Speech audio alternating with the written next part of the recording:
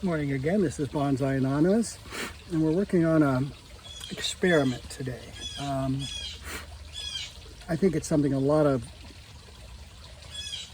bonsai people have done on this, so it's not really that much of an experiment. But this is a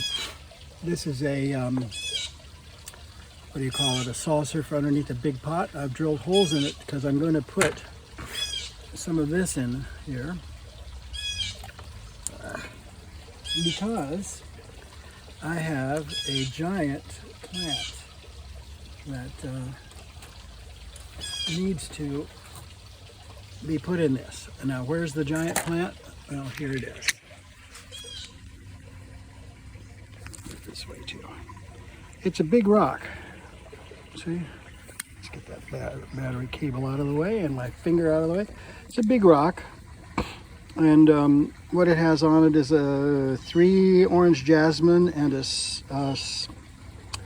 Suriname cherry, all held on with mook, some coconut coir, a wire or two, and some pieces of a broken pot that I broke just the other day. So this mess is going to be sooner or later in here, with some dirt around the bottom, provided that this is big enough for it. And so anyway, I'm going to prepare the pot as if it is big enough, and I have not actually checked it. So that's how I work, you know. That's how I ride, as they say. Is that right? How they ride. So I need 7. So I got 1. I need 6 more. 1, 2. These are tiny little holes. So it's almost like I don't need to do this, but I do need to do it. One of these days, I'm going to learn how to do that cool Japanese way of folding the wire on these things. 1, 2, 3. We just need 2 more. Okay. There's one. That cool way of Japanese folding the wire, rather than just the simple way that I can do it. Anyway, I take these little wires that I have left over and I cut them. I could probably make 3 out of this because these holes are so small. As I say, it really isn't much of a reason to do what I'm doing, other than for practice. The holes are so small. It's not like, I mean, let's see, get rid of these here. Okay, so how does this work? Well, we put the 2 wires through there, like that, turn it over, and bend them sideways. See, the wires don't have to be big at all. You know, they don't have to be. For this anyway, because the drain hole is so small. And truthfully, putting this in may not be the best idea with drain holes this small. I don't know. And we usually find out much later when we repot and find that it's been sitting in water for months. And anyway, when I first started, I couldn't believe that bonsai soil was good for plants. I mean, there's no dirt in it to speak of. It's at least the kind I make. It has pine bark pieces for organic material, but that's it. You know, there's nothing besides that. Okay, so now I'm out of wire. Got to find another thin one here. This will work fine. This is one of those cases where the regular garden wire could work. I mean, because it's not up against a plant or anything. All right, let's try that many. You know, I could just count and find out how many I need. That would be, you know, I think a reasonable person would do that. I think they would. I can't speak from experience. Okay, so there's another one. And they don't have to be in as if they don't have to be cemented in. I mean, that's a little loose, but once the rock gets, there's gonna be a rock on top of this. So it's not like it's gonna float away or something. There's rock and dirt. This is just to keep it in place while I put it in. And also because it's traditional to do these things, even though it may not be traditional to use a plastic underpot like this. I'm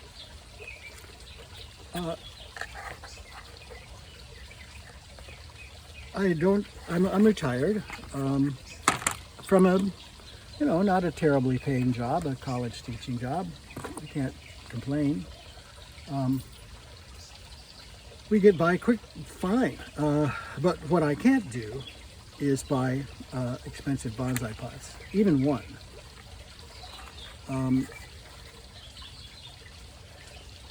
I look at them and they're so beautiful, and maybe I need one more here. Where's the other one? Huh, what happened to it? Did I drop it? Probably dropped the last one. Someday they're going to do an archaeological dig around where this bench is and find out just how many things I've dropped. Just a hint for the future: none of it is worth anything. So, so I would say you could easily pass on that one, unless someone before me did something valuable here. Okay, so anyway, I haven't purchased one. Is that true? Yeah, I think it is true. I haven't purchased a single bonsai pot. I have a nice one, a little one that's really cute that my good friend gave me some time ago, and I say some time ago because I can't remember when it was. But that pot is up here on the shelf because it needs something really good to go in it, and I don't. What was in it before was the plant she gave me, and it's beautiful, and it had to be repotted, so it's not in there anymore. But that's the only real bonsai pot I have. I see these videos of these guys, and there's a lot of them on the internet, and they are wonderful because they're teaching me how to do this. But in the background of many of their shots, I see the huge shelves full of bonsai pots stacked, with the little wooden things in between. It just looks like I almost want to genuflect in front of something like that because I don't have a single pot that could go on that wall. So anyway, what's the point of all this? That I'm cheap and I'm poor and all that? No. The point is that it makes me do things that that I wouldn't have to do if I had a lot of money. For example, this little pot that I just made out of, it's made out of what's it called? Portland cement. There's not even any sand in here. It's just Portland cement. Now that means that it's going to have to sit here for a while. And people who know what they're doing would say it's got to be soaked in water. And I don't usually do those things because I'm in too big of a hurry and I need the pot right then to get something into it. So I'll unhook this for a second. So in back of me here, this is the enclosure that has the turtle pond in it. I don't think you can see the turtle pond, but you can hear it.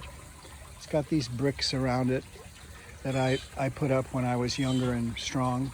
But in here, if you dig, you'll find all the broken pieces of the pots that I made that were made improperly and broke, at some point.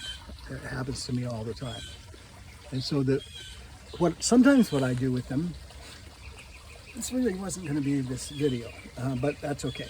Sometimes what I do with them, and you wouldn't know this unless you turned this pot over. This is the other pot I made just the other day.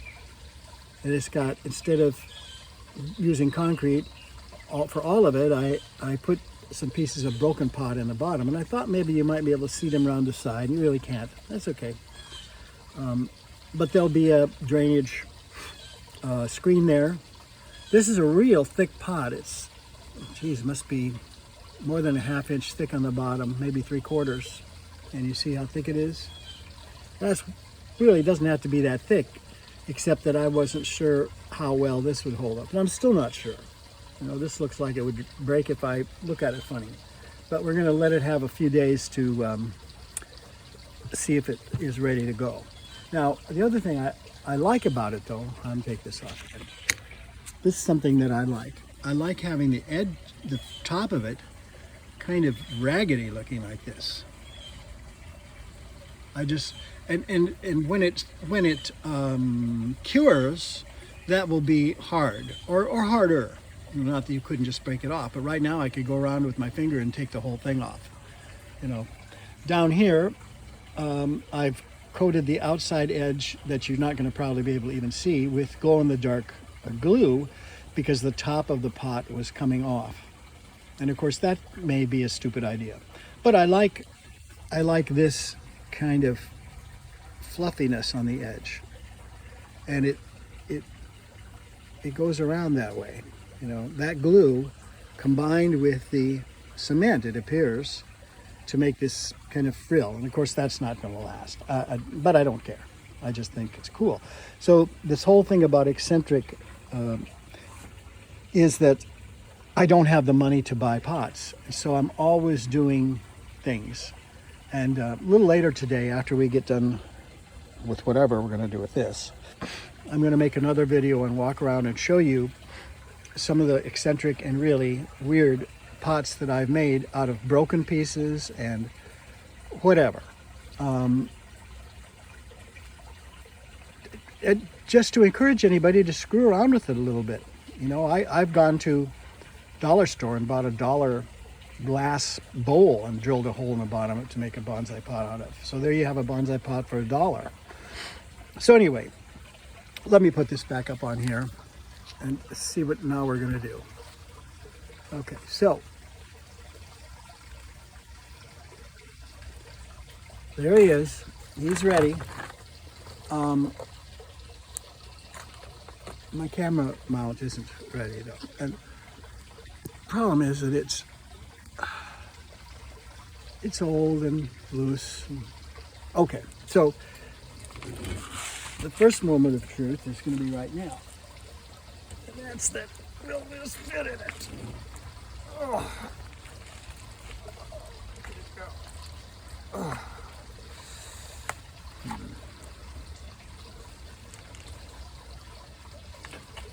And the answer appears to be no. Huh.